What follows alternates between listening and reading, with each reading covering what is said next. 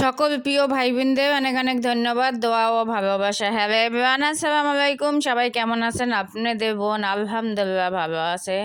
অনেক দিন পর একটা ভিডিও নিয়ে আসছি। আর আমাদের তো 2 মাস 3 মাস তো আমার গ্যাস থাকে না, বাসায় গ্যাস থাকে না, তাই মেশিনের মধ্যে একটু চাউমিন বানাইতে আছি। আর এটা চিংড়ি মাছ দিছি, একটু চিকেন দিছি, ডিম দিছি, আর সবজি দিছি, গাজর, ক্যাপসিকাম, 2 পদের ক্যাপসিকাম দিছি, লাল ক্যাপসিকাম সবুজটা, আর পেঁয়াজ দেওয়া সুন্দর করে রান্না করছি। কিন্তু অনেক মজা হয়। যদি গ্যাসে রান্না করতাম আর একটু ভালো হইতো। আর এই কড়াইটা কিন্তু লাগিয়ে পড়ে, আর একটু মনোযোগ সহকারে যদি রান্না করতে পারতাম তা আরও বেশি মজা হইতো। তারপর চিজ দিছি, আর চিজ দিলে তো চাউমিনটা অনেক মজা হয়। সবাই একবার রান্না করে খাইবেন এরকম।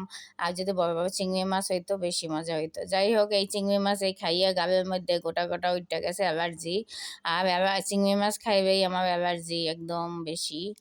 যাই হোক, সাথে সাথে খাইয়া অনেকগুলান খাইছিলাম। আমি কিন্তু 2 পেটি খেয়েছি। আর ডিম 3টা দিতে যাইয়া একটা ডিম দেহি কি যা কি কমু বাচ্চা হইয়া গেছে, সেটা ফালাই দিছি। পরে চাউমিন খাইতে যাইও মনে পড়ছিল ডিম আইনা থেকে এরকম হয়। আর ওই ডিমটা ছিল সাদা, এই জন্য যাই হোক সাদা ডিম দিয়ে আমি সবসময় এই চাইনিজ রান্নাগুলান করতে খুব পছন্দ করতাম।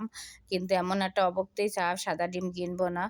যাই হোক, কেমন হয়েছে আমার চাউমিনটা রান্না সেটা কিন্তু সবাই কমেন্টে জানাইবেন। আর লাইক কমেন্ট করে পাশে থাকবেন। কার কার খাইতে মন চায় সেটাও কমেন্টে জানাবেন।